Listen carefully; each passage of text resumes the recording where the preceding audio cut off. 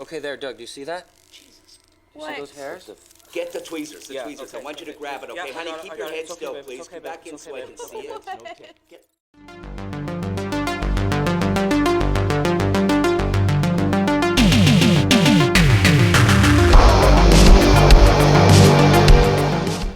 Director Mark A. Lewis brings us The Thor from 2009. It's gone by a couple of other titles as well in different countries.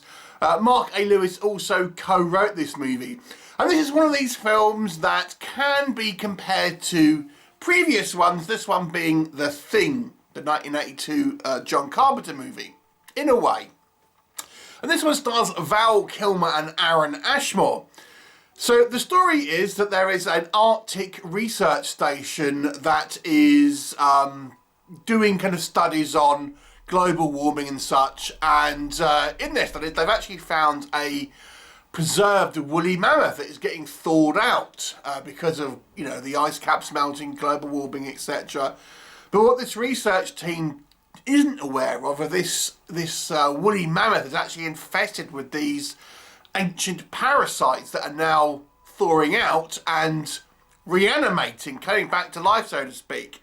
And these are particularly kind of dangerous and very, very aggressive. At the same time, Val Kilmer, who's kind of the head researcher, his daughter comes to visit with a group of students, and they are obviously now have to deal with this mess.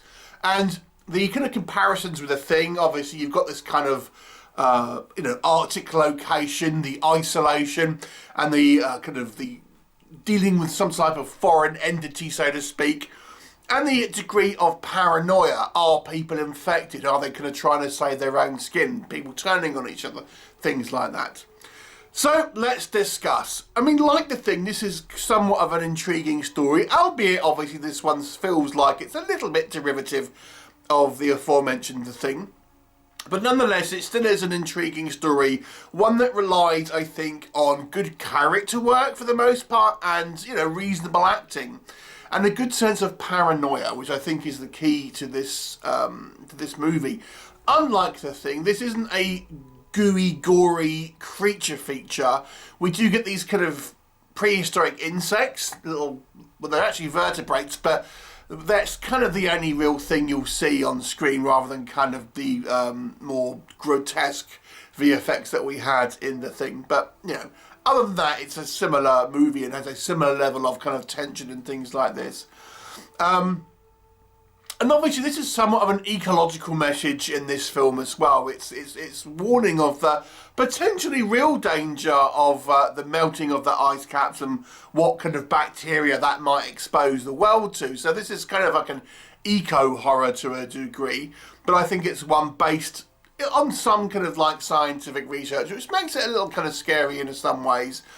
And the idea here of these small kind of insect-like creatures just scattering around and burrowing into your skin is, you know, it's pretty uncomfortable when you kind of sit there and think about it for very long. It's kind of like a pretty kind of fun concept, and you know, like I said, they're very, very aggressive.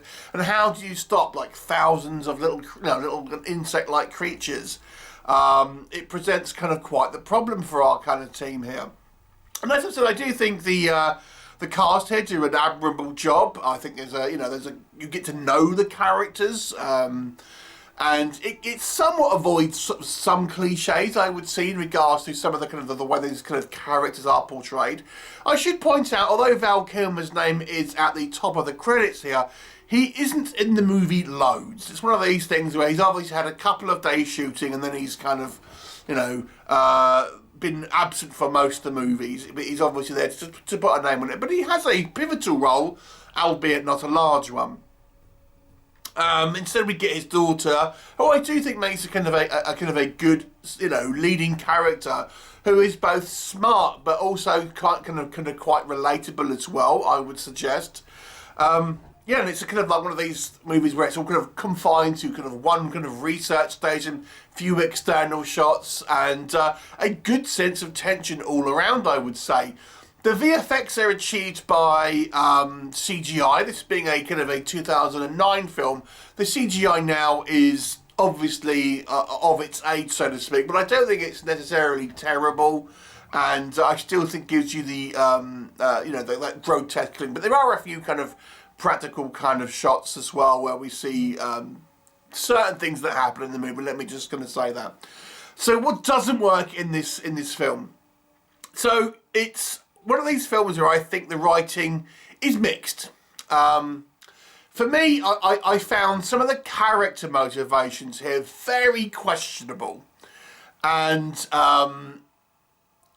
yeah, that's kind of all I'll say. I don't want to give things away, but not more for more than one person. Yeah, you kind of wonder. There are some major sort of situations where I think that seems a bit questionable to me, but there are other almost smaller decisions as well where it seems like somewhat like illogical to a degree. So there's that.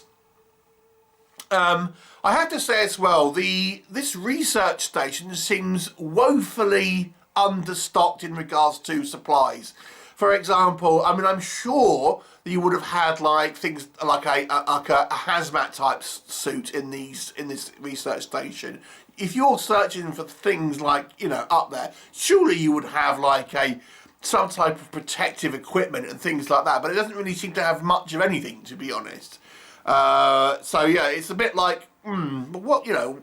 It's quite a big station when they've got, you know, a reasonable amount of equipment and things, but there's lots of touching things with bare hands and stuff, and it doesn't really kind of like sometimes make sort of scientific sense to a large degree. As I've mentioned with the characters, some of these like decisions these characters do makes them at times seem a little bit cartoonish. I don't necessarily think it's the acting. I think it's the way these characters are written. Because sometimes I think these characters seem perfectly plausible, but other times they do seem to be making kind of like decisions just to be dramatic for the kind of the plot's sake and things like that.